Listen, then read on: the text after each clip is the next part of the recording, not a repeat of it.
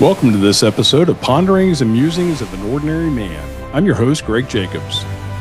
Well, good day, folks. Back for another Ponderings and Musings of an Ordinary Man podcast. This one is going to be on the topic of more self-evaluation. Something we don't like to do. Sometimes we don't like looking at ourselves in the mirror and seeing who we are. But I would argue that it is a necessary requirement that we do from time to time. And when I say time to time, I tend to do it more on a daily or weekly basis, honestly.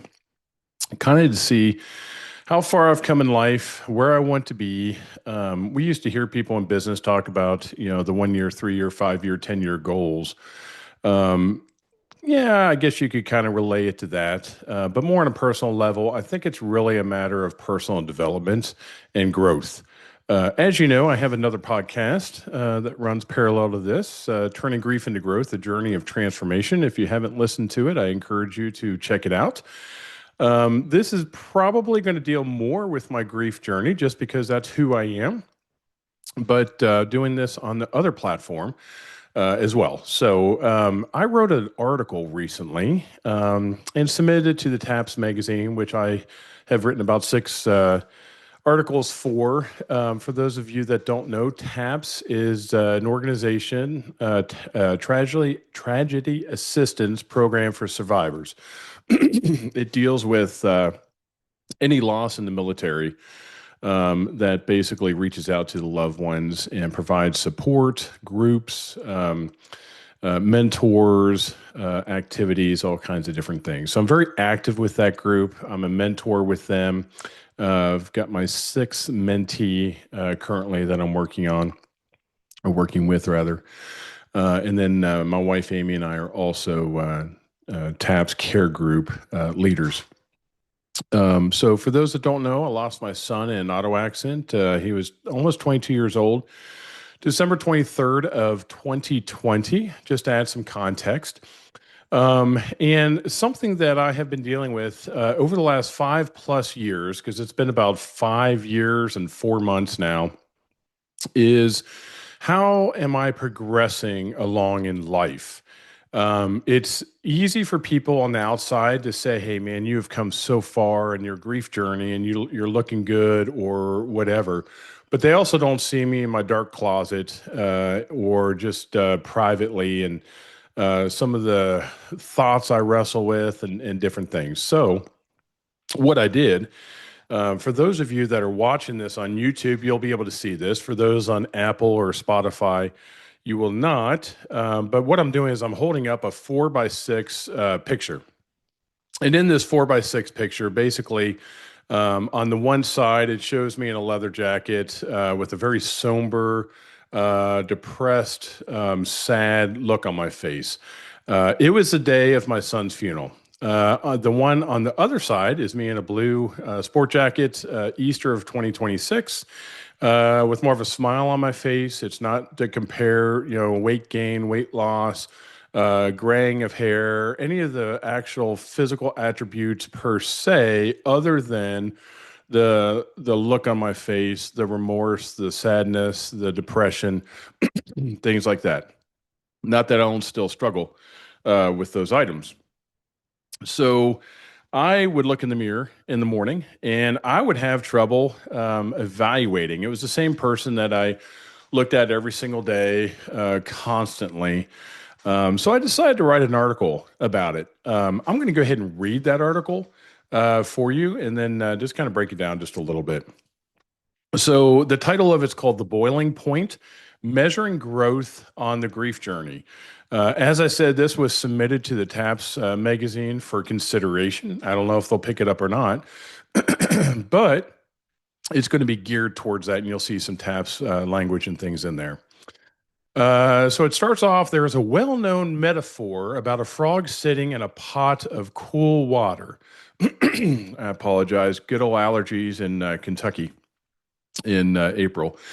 If you gradually turn up the heat, the frog will not jump out when the water reaches a rolling boil. It will perish because it fails to perceive the gradual deadly change.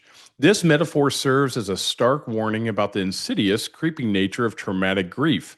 It illustrates how grief can slowly numb our senses, creating a dangerous and gradual adaptation to an unbearable new reality. On this grief journey, I've observed how difficult it can be to evaluate your own progress. Is there true growth or merely a dulling of the senses over time? Am I living to honor my loved one or simply coping to survive? While everyone has a unique and sometimes complex relationship with the person they lost, the struggle to measure our own healing is universal. The before and after. Recently, I found myself doing a personal self evaluation. I was determined to look in the mirror and really stare at the man looking back at me. Unfortunately, I wasn't able to surmise much from the reflection. It was the same face that greets me when I wake up and when I brush my teeth at the end of the day. How could I determine how far I had actually come? Others alongside me have pointed out my progress, but I know from experience that I am my own worst critic. I found my answer one day while scrolling through Google Photos. Looking at older pictures, I observed a profound sadness in myself. I didn't even have to check the dates. As anyone who has survived a traumatic loss knows, time is forever measured by a single defining moment. For me, life is split into BD and AD, before my son David died and after David died. As a TAPS mentor and care group leader, I frequently help others evaluate their progress. I am quick to affirm their growth, yet I remain skeptical when someone acknowledges the same in me. I realize I needed a tangible reminder. I decided to make a 4x6 photo collage of two pictures. On the left is a photo of me on the day of my son's funeral. On the right is a picture taken at Easter 2026. Today, it sits front and center on my desk. I know most people do not want a daily reminder of the worst day of their lives, but being over 5 years out, it is necessary for me to acknowledge my own growth. It wasn't enough to have others affirm me. I needed to look at those two photos and accept the emotional distance I have traveled and the wisdom I have attained along the way. Breaking the cycle.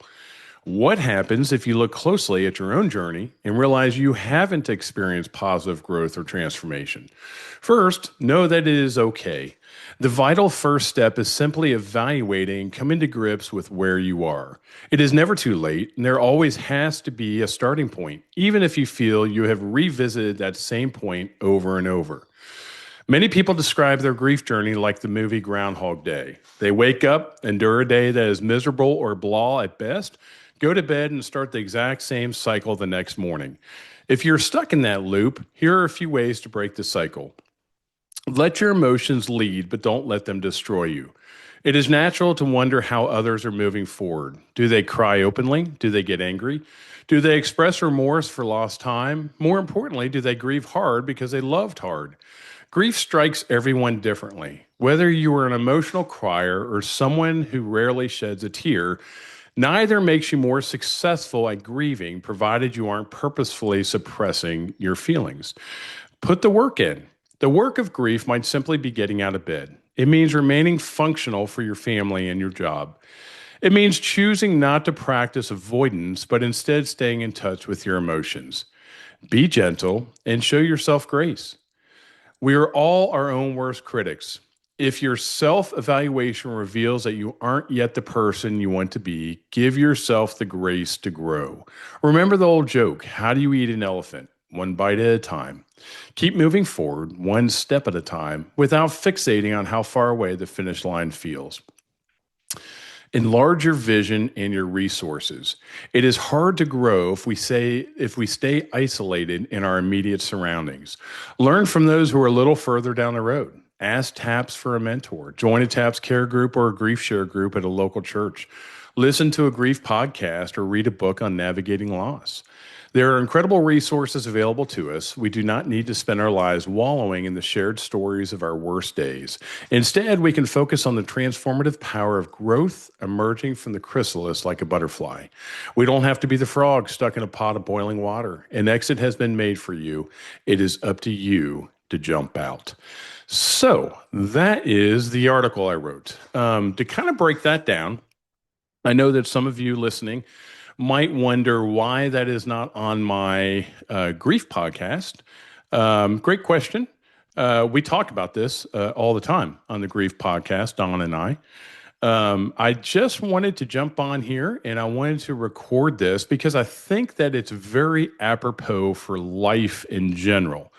From a spiritual perspective, in Judeo Christianity, we throw terms out like justification is that point in time of salvation as if it never was is a legal term for justification. That is a point in time where you accepted Christ into your life as a Christian and you have been forgiven from your sins. Sanctification, the Apostle Paul talks about, is that progressive journey of making us more into Christ-like image. There are people out there that believe in instant sanctification. I'm not one that subscribes to that theology or doctrine.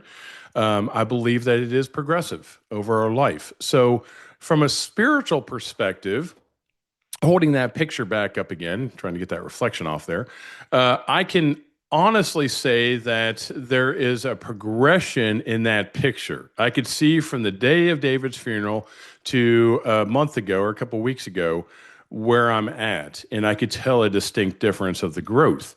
Sanctification, you should be able to as well from a spiritual perspective. It should be a matter of are you able to see the fruit of the Spirit in your life? Love, joy, peace, patience, kindness, long suffering, self control, all of those that are listed in Galatians. Are you able to experience and see that fruit of the Spirit coming out in your life? Are you less in love with the things of the world today than you were 6 months ago, a year ago, 3 years ago, 5 years ago on? It doesn't mean that we don't still have pitfalls and things that we trip over in sin.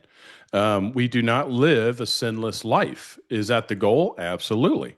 But there's still going to be areas that we're going to encounter pitfalls. With that, I kind of look at it like an EKG. You've got this up and down motion on EKG. It's linear and going straight across versus sanctification. You have this up and down. That's a gradual increase going up and down. It doesn't mean that there's not going to be days that you're going to have 2 steps forward and the next day 1 step back, or 1 step forward and 2 steps back. It just really varies. But I do feel it's important for self-evaluation to really keep a pulse on where you are spiritually. So that leads us to interpersonal relationships is another area and topic of self-evaluation. It could be a marriage. It could be a relationship. It could be a friendship. You could be, father, son, mother, daughter, brother, sister, relationship with siblings. And to take a self-evaluation there as well to say, okay, how am I progressing in my relationship with this other person? How are my interpersonal relationship skills being honed so that it's not all about me and I could serve others? I could put others before myself. I can show love and express love and not selfishness. So I feel like that's very important to be able to evaluate as well. And then, of course, you could always look at work. Our occupation, our career, our work, as well as volunteerism that we do. How is that progressing? How are you seeing growth in that? Most corporations incorporate like one-on-ones with managers or an annual evaluation or a mid-year evaluation that you have to do. I will honestly say I've always found them to be fluff and something you just put on paper. And not something that most people actually manage to or cognizant of during the year. With that being said, I do think it's important to have goals and to have plans. Usually, when I get up in the morning, I know exactly what I want to accomplish for the day on a professional level. I usually accomplish all that, usually don't have to carry it over to the next day. My to-do list is not flooding over. And I maintain capacity in that regard. So I think that that's a huge call out that we need to make sure that we are not over capacity. We are not so stressed that, I've talked to a lot of people through life and they've said that, well, all of my work is done, during the day, and then my family time is my family time when I get home. And to that, I say that's awesome. Your fuel tank only holds so much fuel. So you can be going in the office at 6, 7 a.m. in the morning and say you're home by 5, 6 p.m., but then you have no fuel left because you've expelled it all during the day. So it is crucial and important that when you're doing a self-evaluation that you are also looking at how much fuel do I have left in my tank and how can I make sure that I'm reserving enough for my family and the time with them in the evenings and the weekends. Don't be on your phone all the time. Don't be, constantly working on the weekends. Make sure that you segregate time and that this is work time and then this is going to be home time. There's a lot of overlap in American society that needs to really be evaluated because it impedes on personal time. So, how do you get to that self evaluation? It's really not as simple as looking in the mirror. It's more complex than that, and I think it really comes down to just kind of evaluating those different areas I talked about: professional life, personal life, spiritual life. If there's a carve out for that, like my grief journey encompasses my spiritual, my professional, and my personal. It's all overarching. So sometimes you can't parse out the different aspects of the self evaluation.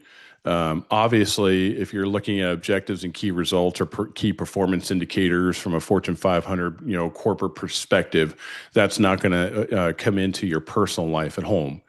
But with that being said, certain things will, such as grief journey is overall encompassing for me in all areas of my life. So, what I've started doing is I've started just talking about my journey overall, not grief journey, not spiritual journey, not physical, journey, going to the gym or walking 3 miles a day or whatever. But excuse me, this is my journey. This is what I am setting out to try to accomplish. I have a goal of setting out trying to do 6,000 steps a day. Usually it's about 2.75 miles. With 6,000 steps, I go down to the cemetery and I just walk. I love the cemetery just because there's not that many people down there, and the roads are intertwining and up and down and hills, and it constantly keeps me different levels as far as some are flat, some are inclined. Um, so I guess continue to put a goal out for yourself in life, and try to look at it as just a self-evaluation of life on this journey you're on. Try not to just parse it out necessarily as well. I'm just only going to work on this area, or I'm only going to work on this area. Do they overlap? Yes, because it's your journey. But I just wanted to come on. I wanted to record this podcast because I really do believe that we've gotten away from self evaluation. We've gotten away from self care when it comes to having me time. That's not a selfish thing. And being able to recharge our batteries and to make sure that we are fulfilling that vision and that growth in our life and the capacity of which we want to be able to do that. So, appreciate you listening. If you like this podcast, please share it. Thank you so much for taking time out of your day to listen to Ponderings and Musings of an Ordinary Man. I hope today's episode brought you a bit of inspiration. If you've enjoyed it, please remember to follow, like, or subscribe on your favorite platform so you never miss what's coming next. I can't wait to share future episodes with you. Until next time.